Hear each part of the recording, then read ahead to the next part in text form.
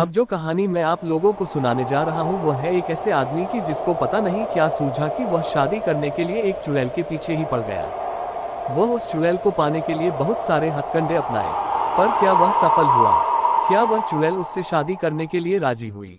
आइए इस रहस्य पर से पर्दा उठाते हैं। बात कोई 13-14 साल पुरानी है और मेरे मित्र की माने तो एकदम सही। अरे इतना ही नहीं, मेरे मित्र के अलावा और भी कई लोग इस घटना को बनावटी नहीं सच्ची मानते हैं।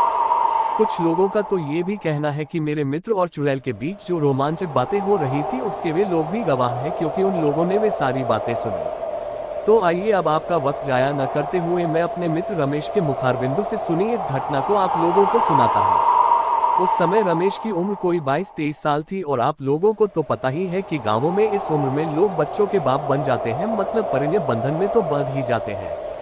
हाँ, तो रमेश की भी शादी हुए लगभग 4-5 साल हो गए थे और 1.5-2 साल पहले ही उसका गोना हुआ था। उस समय रमेश घर पर ही रहता था और अपनी MA की पढ़ाई पूरी कर रहा था। ये घटना जब घटी उस समय रमेश एक 20-25 दिन की सुंदर बच्ची का पिता बन चुका था।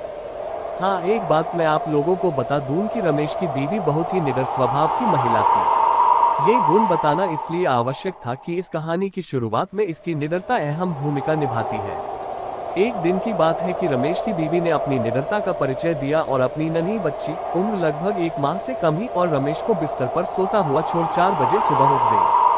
गांवों में आजकल तो लोग पाखाना घर बनवाने लगे हैं, पर 10-12 साल पहले तक अधिकतर घरों की महिलाओं को नित्य क्रिया दिशा मैदान हेतु घर से बाहर ही जाना पड़ता था और घर की सब महिलाएं नहीं तो कम से कम 2 एक साथ घर से बाहर निकलती थीं। ये महिलाएं सभी लोगों के जगने से पूर्व ही बम मुहूर्त में जगकर खेतों की ओर चली जाती थीं। ऐसा नहीं था कि रमेश की बीवी पहली बार 4 बजे जगी थी। अरे भाई, वह प्रतिदिन 4 बजे ही जगती थी, पर निडरता का परिचय इसलिए कह रहा हूँ कि और दिनों की तरह उसने घर के किसी महिला सदस्य को जगाया नहीं और अकेले ही दिशा मैदान हेतु घर से बाहर निकल पड़ी। दरअसल गांव में लड़कोरी महिला जच्चा, जिसका बच्चा अभी 6 महीना तक का न हुआ हो, उसको अलवाती बोलते हैं और ऐसा कहा जाता है कि ऐसी महिला पर भूत प्रेत की छाया जल्दी पड़ जाती है या भूत प्रेत ऐसी महिला को जल्दी चपेट में ले लेते हैं।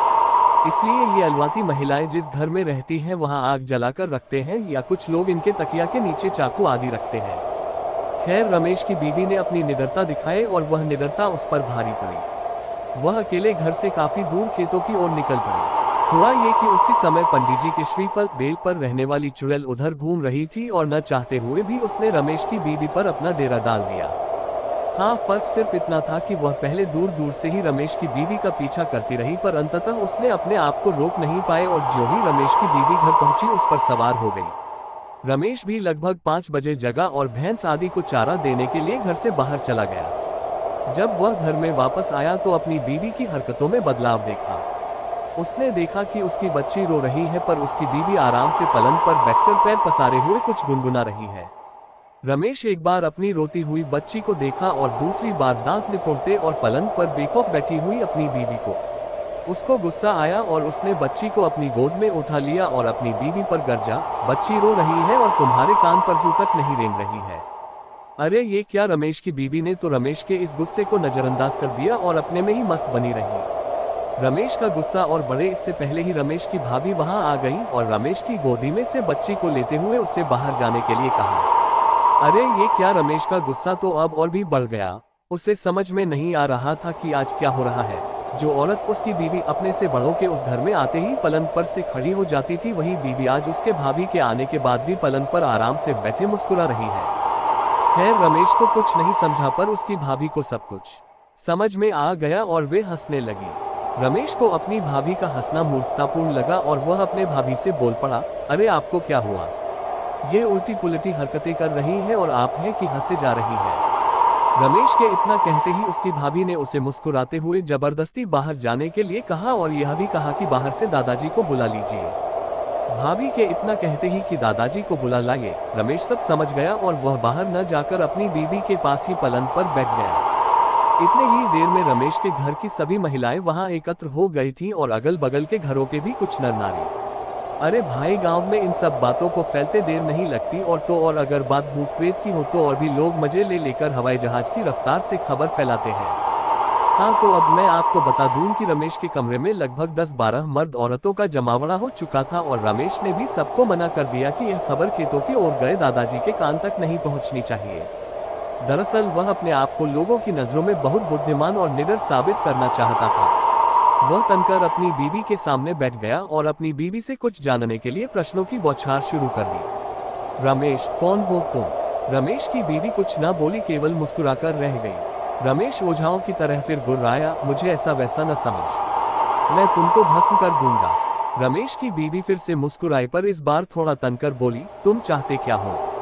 बहुत सारे लोगों को वहां पाकर रमेश थोड़ा अकड़ेबाजों जैसा बोला, तुम मत बोल, मेरे साथ रिस्पेक्ट से बातें कर। तुम्हें पता नहीं कि मैं ब्राह्मण कुमार हूं और उस पर भी बजरंगबली का भक्त। रमेश के इतना कहते ही उसकी बीवी चुड़ैल से पीड़ित थोड़ा सकपका कर बोली, मैं पंडित जी के श्रीफल पर की चुड़ैल हूँ। अपने बीवी के मुख से इतना सुनते ही तो रमेश को और भी जोश आ गया। उसे लगने लगा कि अब मैं वास्तव में इस पर काबू पा लूंगा। वहां खड़े लोग कौतूहलपूर्वक रमेश और उसकी बीवी की बातों को सुन रहे थे और मन ही मन प्रसन्न हो रहे थे। अरे भाई, मनोरंजन जो हो रहा था उनका। रमेश फिर बोला, अच्छा, पर तूने इसको पकड़ा क्यों?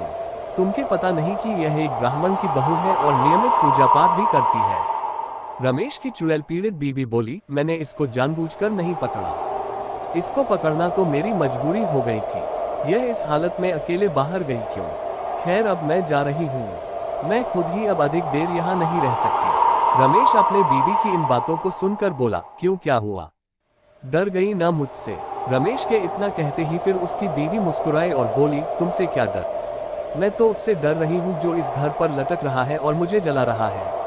अब उसका ताप मुझे सहन नहीं हो रहा है। दरअसल बात यह थी कि रमेश के घर के ठीक पीछे एक पीपल का पेड़ था और गांव वाले उस पेड़ को बांसदेव बाबा कहते थे। लोगों का विश्वास था कि इस पेड़ पर कोई अच्छी आत्मा रहती है और वह सबकी सहायता करती है।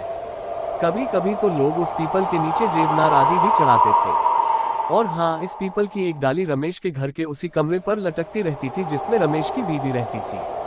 चुड़ैल अपनी बीवी की बात सुनकर रमेश हंसा और बोला, जा मत, यहीं रह जा। जैसे हमारी एक बीवी है वैसे ही तुम एक हो। रमेश के इतना कहते ही वह चुड़ैल हंसी और बोली, ये संभव नहीं है, पर तुम मुझसे शादी क्यों करना चाहते हो?